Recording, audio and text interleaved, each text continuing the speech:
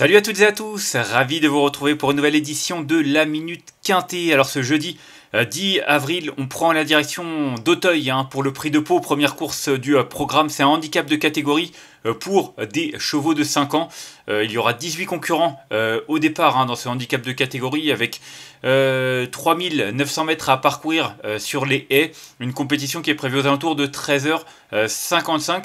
Déjà, ce qu'on peut noter, c'est qu'on a quand même pas mal de gros points dans cette épreuve, de par les conditions de course et de par les profils qui composent ce quintet, avec une préférence pour le haut de tableau, et notamment le 4, Pompano, que j'ai retenu en tête de ma sélection. Pompano qui a montré qu'il était capable de remporter une telle épreuve. C'est un cheval qui déjà, à l'âge de 4 ans, avait montré de belles choses dans cette catégorie. Et c'est vrai que depuis son retour en piste cette année, il a couru à 2 reprises.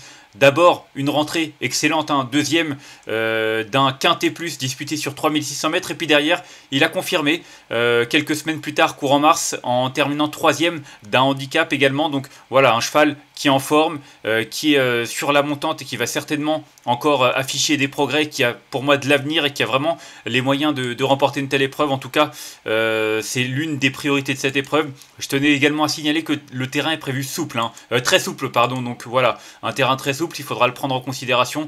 Lui, c'est un cheval qui a déjà bien fait en terrain lourd, en terrain collant, en terrain souple, il s'adapte à tout. Donc pour moi, c'est vraiment une bonne base et un lauréat en puissance. Ensuite, j'ai retenu en deuxième position le numéro 3, Dream Dulemo, un cheval qui a terminé quatrième derrière Pompano justement le 24 février. C'est un petit peu une des courses références, ils sont 4 à l'avoir couru. C'est vrai qu'on a pas mal de profils différents, donc c'est difficile de trouver une vraie course référence avec 8 ou 10 concurrents, comme c'est parfois le cas dans des handicaps de 4 ans ou autres. Mais en tout cas, c'est un cheval qui a clairement montré sa compétitivité à ce niveau-là. Il est très régulier depuis le début de l'année. Il a montré qu'il était lui aussi capable de très bien faire dans cette catégorie après avoir un petit peu manqué ses premiers pas dans les gros handicaps durant l'hiver à Pau. En tout cas, pour moi, il a une belle marge de progression et malgré les 71,5 kg, je lui fais confiance pour confirmer cette tentative, d'autant qu'il a repris un peu de fraîcheur contrairement à Pompano qui lui a recouru depuis la course clé. Ensuite, j'ai retenu en troisième position Las Kango. C'est peut-être celui qui est capable d'arbitrer ce duel. C'est un cheval qui a également pas mal d'expérience dans les quintets. Il en a quand même couru 3. Alors certes, c'est pas énorme, mais par rapport à ses concurrents et ses rivaux, c'est plus que la grande majorité des éléments qu'il affronte. En tout cas, après avoir été tenu en échec fin décembre du côté de Cagnes-sur-Mer, justement dans un quintet, il a repris de la fraîcheur, il a pu souffler. Et c'est vrai qu'il a réalisé une très belle rentrée puisqu'il s'est imposé sur le steeple de Nancy. Alors cette tentative non seulement montrait qu'il était déjà en condition avancée, mais qu'il était capable également de bien faire dans l'autre spécialité. Toujours est-il qu'il est pris en valeur 58, une valeur à laquelle il a déjà terminé deuxième de quintet du côté de Cannes-sur-Mer. C'était le 16 décembre dernier. Il a déjà fait l'arrivée sur ce parcours des 3900 mètres de la piste d'Auteuil. Ça aussi, c'est important de le souligner parce qu'ils ne sont pas beaucoup. Ils sont 3 ou 4 à avoir déjà fait l'arrivée sur ce parcours. En tout cas, lui en fait partie. Et en valeur 58, il a montré qu'il était capable d'enlever une telle épreuve. Donc pour moi, c'est également un concurrent qu'il faut suivre en confiance. Ensuite, j'ai retenu en quatrième position le numéro 10, Quelle Story. Alors ça, c'est peut-être ma botte secrète. Quelle Story, c'est un cheval qui a pas mal d'expérience. Il a couru 4 quintés. Je disais qu'il en avait beaucoup couru. Kango, lui, il en a couru un de plus. Donc c'est quand même pas mal. Et c'est vrai que son meilleur fait d'armes, c'est une deuxième place dans un quintet disputé mars 2024, alors qu'il faisait sa rentrée. Il a terminé deuxième en valeur 58. Tenez-vous bien, c'est vrai qu'il a connu des fortunes diverses durant l'année 2024, mais il est désormais pris en valeur 55. Il a 3 kilos en moins. En plus, sa dernière sortie de l'année, c'était fin novembre, et il terminait 5e sur le parcours qui nous intéresse. Donc clairement, un cheval qui est capable de bien faire sur ce tracé.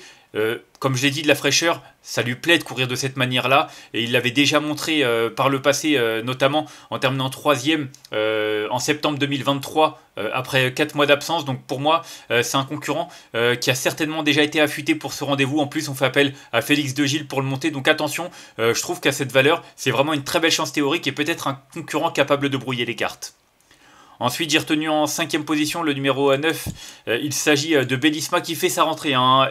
C'est vrai qu'elle aussi a montré de la qualité dans cette catégorie, même si ces deux tentatives dans des quintés se sont soldées par des 7e places. C'était pas si mal que cela. La dernière sortie qui a été enregistrée, c'est une 5e place du côté d'Auteuil en valeur 55,5.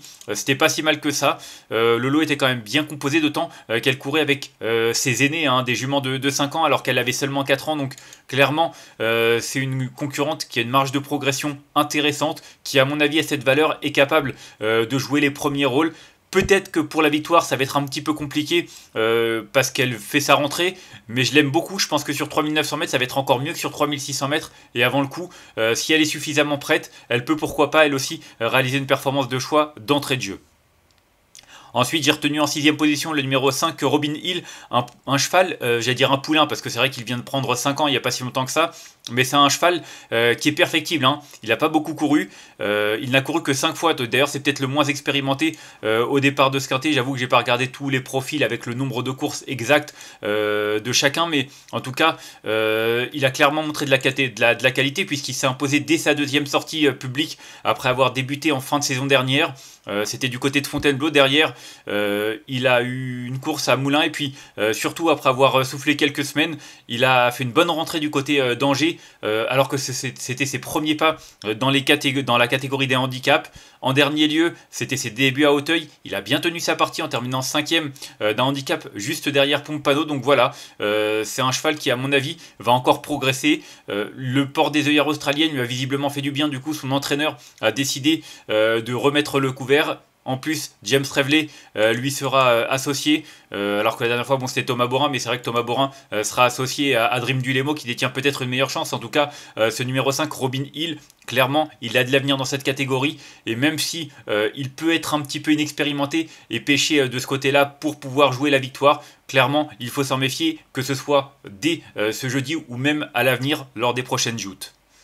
Ensuite, j'ai retenu en 7e position le numéro 2, Gold de Kikou. J'aime bien cette candidature aussi, hein. Il a repris un petit peu de fraîcheur, hein. Lui aussi avait couru la course référence dont j'ai parlé en entrée d'émission. Il avait terminé 5e derrière Pompano et Dream Dulemo, en battant notamment King of Freedom.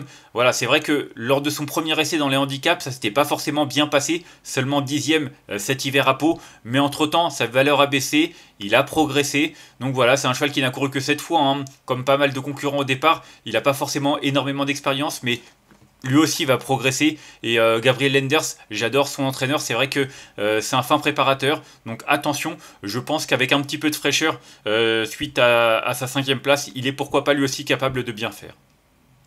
Et enfin en 8e position, j'ai retenu le numéro 11, Kelonia, qui vient de remporter un handicap dès sa rentrée, mais en steeple. C'est du côté de Compiègne. Alors c'est vrai que ses tentatives en haie sont pas extraordinaires. D'ailleurs c'est la première fois qu'elle court en haie sur l'hippodrome d'Auteuil. Et c'est vrai qu'en début de carrière c'était pas transcendant, hein. 7e, tombé, 9e, tombé, puis 5e.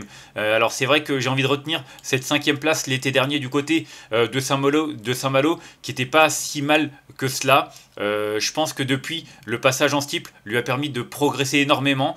Et en plus, elle est prise en valeur 55. Elle a remporté son handicap à Compiègne en valeur 56. Donc en théorie, j'ai envie de vous dire que ça devrait coller. D'ailleurs, c'est un petit peu le même profil. J'ai l'impression que Javad Labruni, qui a fait l'arrivée de Quintet lundi du côté de Compiègne, puisque elle avait déjà montré sa compétitivité. Là, c'était l'inverse en haie, et elle a confirmé en steeple. Mais quoi qu'il en soit, je trouve que le profil est assez similaire, et je pense que pour son retour sur les balais, elle est pourquoi pas capable de confirmer sa récente rentrée victorieuse, même si, à mon sens, ce sera peut-être plus dur, tout du moins pour les premières places. Et enfin, en cas de non partant, j'ai retenu le numéro 13, Kira Lablou, qui est en plein épanouissement. C'est difficile de situer ses limites. C'est vrai qu'elle a très bien fait du côté de Pau, et puis en dernier lieu du côté de Compiègne, elle a remporté son handicap dès son premier essai dans cette catégorie. C'était en valeur 51, là elle est passée en 54. Alors non seulement on change de registre avec Auteuil, elle a déjà bien fait sur 3600 mètres en début de carrière. Maintenant 3900 mètres avec la pénalisation, je demande à voir. Mais vu ce qu'elle a montré en dernier lieu, on a le droit de la retenir. Pour moi, il va falloir quand même qu'elle montre mieux. Mais en tout cas, la forme est là. Et ça peut peut-être suffire pour son retour sur la butte Mortemart. On va faire un petit récapitulatif de ma sélection avec le 4 que j'ai retenu devant le 3. L'As, le 10, le 9, le 5, le 2 et le 11. Et en cas de non partant, le numéro 13. Ils sont quand même 18 au départ, ça fait du monde, mais j'ai vraiment l'impression en haut de tableau, pardon, on a de quoi faire, hein, avec notamment le numéro 4, Pompano, qui clairement a la pointure d'une telle épreuve, le 3, Dream Bulemo, qui va encore afficher des progrès, puis l'As, Kango, qui revient dans cette spécialité avec vraiment des ambitions et un moral intact. Donc voilà, 4, 3 et As, mes 3 préférés, mais il peut y avoir une ou deux surprises, étant donné qu'il y a beaucoup de monde et qu'on ne connaît pas trop les limites de chacun. On va se quitter là-dessus. Moi, je vous remercie d'avoir suivi cette nouvelle édition de la Minute Quintée. Si vous avez aimé cette vidéo, n'hésitez pas à la liker, à la partager ou encore à vous abonner à notre chaîne YouTube en cochant la petite cloche pour être au courant des prochaines vidéos. On se retrouvera nous vendredi du côté de Vincennes. En attendant, je vous souhaite une excellente journée et de bons jeux à tous. Bye bye.